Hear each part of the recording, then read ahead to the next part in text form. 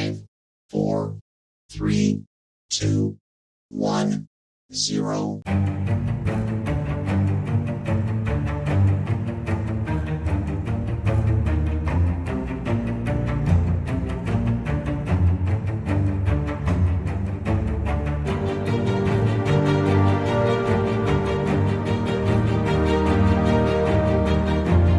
Hello everyone, thank you again for tuning in to Cyber and Tech with Jay. I talk about cybersecurity topics and give tech reviews. If you have not yet subscribed, just click on that button, click the notification bell, and like the video so that it helps with the algorithm. Alright, so it's Cybersecurity Awareness Month, and today I'm going to talk about social engineering. Now I'm going to define social engineering, talk about the different types of social engineering, and what you can do to protect yourself from becoming a victim. Social engineering is the act of manipulating individuals or an individual psychologically to get them to carry out tasks that are malicious in nature or not in their best interest. And this is done in a way that it reduces the time that the person spends to think about the action that they're about to perform. Now we're going to go into 5 different techniques that are used in social engineering. And the first one we're going to look at is baiting. Baiting is a way to pique your interest by appealing to the greed, your emotion of greed in human beings. You know, everybody has their weak spots, and if the engineer does his research and he realizes that there is some need or there is something lacking in a person's life, they can use that as a weapon against you. One of the most common ways that someone can bait someone is by leaving a USB drive in a parking lot or somewhere that's conspicuous. What that will do is, you know, it will pique their interest and they will take it up. And if, for example, they have on their private or top secret, if they put that label on there, it's going to pique their interest because they'll have the benefit of getting access to some information that they would normally not have access to. As soon as this person is engaged and, you know, brings this USB drive in and attaches it to the computer, then the malware will be downloaded to that device. And depending on what the outcome or the goal of this is, that malware will execute its task. So next we're going to move on to the social engineering technique called phishing. Alright, phishing is one of the most, if not the most common ways or techniques that's used for social engineering.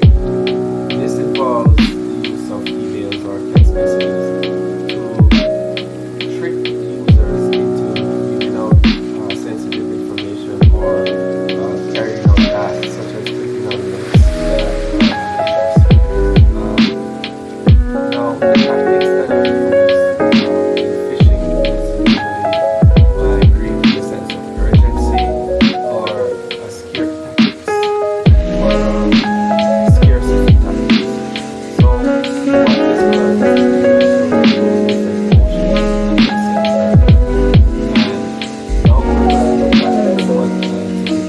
phishing email might look like.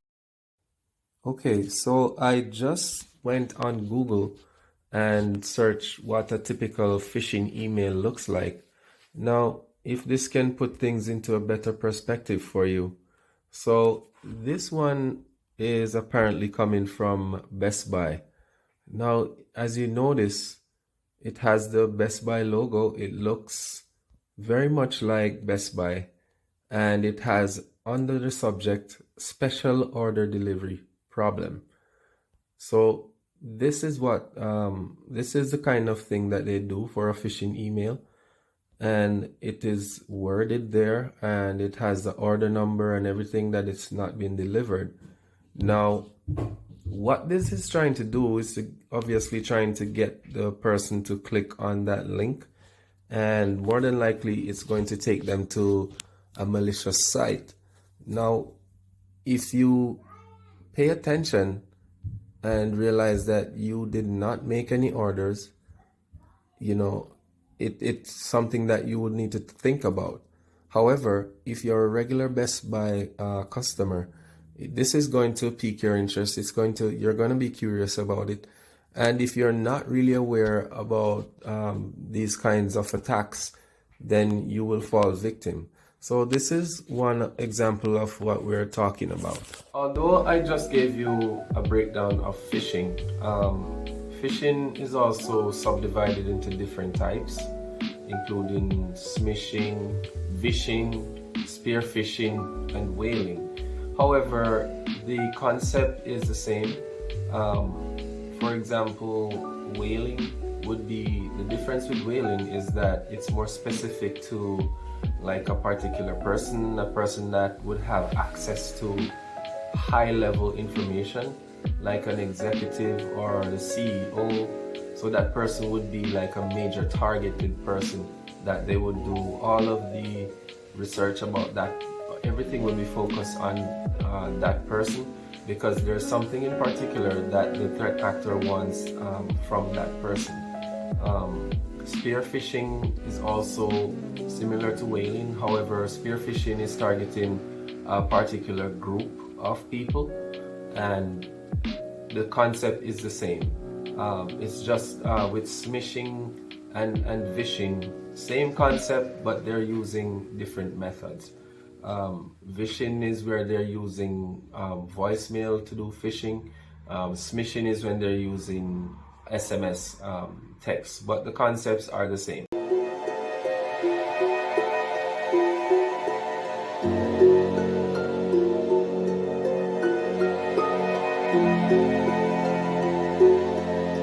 Scareware, as the name suggests, appeals to the fear factor in human beings. What it does is, it will tell you that something's wrong with your device needs to be updated, or your device is going to explode, something of the sort. But whatever they generate in that message is going to incite some amount of fear in the individual, which will influence them to take a particular action, such as downloading a software, clicking on a link, just going to a particular website that might be malicious. This tactic is usually incorporated with other techniques such as phishing, and what it is that it makes you think less, as I said originally, because you're so afraid that you want to do whatever it takes to make sure that what they say will happen will not happen. So if it is that you need to upload a software or you need to click on a particular link, you're gonna be thinking the average person who is not so informed is going to make a quick decision by clicking on that link or downloading the malicious software onto their device, which will then give access or lock up the device if it's ransomware. So this is another way that is very effective when it comes to social engineering. That is, if the person is not as informed about the different tactics that may be used. Pretexting or impersonation is a method or a technique that social engineers use. What they do is they build a character by, developing a story which is not real. And the purpose of this is to gain the trust of the victim. They'll dress up as probably like an employee, they'll dress up like a police officer or someone that's in IT. And what they'll use this for is to convince the person that they need to perform some critical task. Usually it's to get access, physical access to the devices. Once he gets that physical access, he can then plant malware, or he might request sensitive information from the user, such as passwords, so that he can carry out whatever critical task that he's supposedly carrying out. All right, now I'm going to talk about business email compromise, and this has been reported to account for over 2 billion in losses to business. That's a high number. And since it's Cybersecurity Awareness Month, I think it's important for businesses to engage in the conversation about this type of social engineering attack. Now, this usually takes one of three forms. It's either by impersonation, by account compromise, or by thread hijacking. Impersonation involves spoofed email addresses. Now, what that is that the trusted sender is impersonated by the attacker. So let's say you have a vendor that's trusted.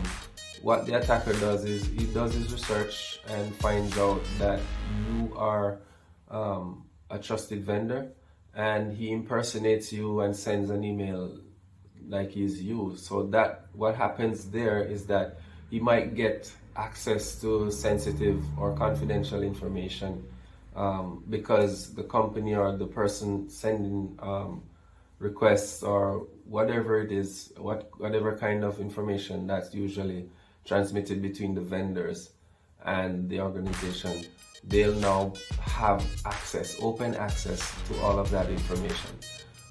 Compromised accounts is just a matter of someone getting access to a legitimate user's email accounts, and that can happen by, people can look up email addresses, because there are several sites out there that can look for the email structure for a particular organization, and once they do that, then they can do password spraying or credential stuffing, which are some other technical terms, which basically just means they're going to throw several different types of passwords at a particular email to find out the password.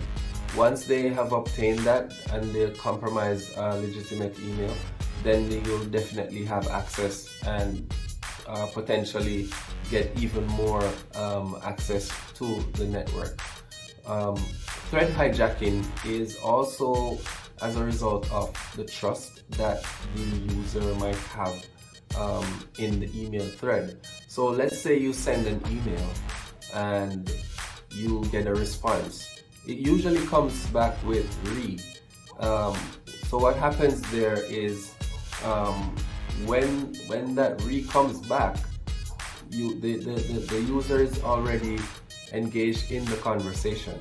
Now, if the attacker spoofs or intercepts that conversation and places malware in the reply, then once you click on that reply, then it enables the malware to execute, and whatever malicious software or website or whatever is going on there, that will allow access to the threat actor. And this now, as I said, as of 2021, FBI reported over 2.4 billion, I think, in losses due to this kind of social engineer attack. So we're gonna move on into some ways that you could prevent being a victim of social engineering. Now that we've looked at the various ways or various techniques in social engineering, we can now find out how we can defend against these and how we can prevent becoming victims of social engineering. Now, the number one priority for most organizations, or for any organization, is to make sure that there is a cybersecurity awareness program that is active. Being aware of these types of attacks, being aware of your emotions, looking out for these things will definitely give you a step ahead in preventing these attacks. Now, when it comes to emails, you want to make sure that you do not want to open unsolicited emails or emails that you don't know the sender, you don't need to open those. Even if you do know the sender, you might want to make sure you double check. And if personally, if you get an email from a bank or anything else that you are subscribed to, I would advise that you do not click on the links inside of the email, but go directly to the site and address whatever matter that needs to be addressed. You can look out for these things that I told you about, the scare tactics, the urgency, whatever is appealing to your curiosity, your greed, whatever is like, if it's like something that's rewarding, you know, you want to be on the alert for things like these. When it comes to pretexting, if someone shows up and says, oh, we are working with tech and we need access to your device, let them show you some ID, and then ask if there is a correspondence about that job that they're there for. When it comes to spear phishing and whaling and all of those, it's the same approach. So you want to be alert, you want to make sure that you're aware of the different tactics that you're doing as an executive. And besides, you have access to very sensitive information. So you want to make sure that you're quite knowledgeable about what the things that can be done by social engineers. Which one am I leaving out? When it comes to business email compromise, one of the biggest protections would be using multi-factor authentication, which means that for the emails, you would also require, apart from passwords, you also require another means of authentication, either one other mean or two other means of authentication. What this does is make sure that the person that's signing in or logging in is indeed that person. Be aware of tempting offers. This includes like things that are giving you awards, things that you didn't apply for, bonuses, things like that coming into your emails. Ensure that your antivirus is updated and all your software are kept up to date. If you're still with me at this point, I would just like to thank you for watching. If you haven't subscribed as yet, just hit that subscribe button, like the video, and hit the notification bell. So when I put new content out, then you'll be notified. I look forward to bringing more content to you. And if you're interested in learning more about social engineering, I strongly recommend this book, Social Engineering, The Science of Human Hacking by Christopher Hadnagy. I'll provide the link below in the description, and I look forward to bringing more content. See you soon. Thank you for watching.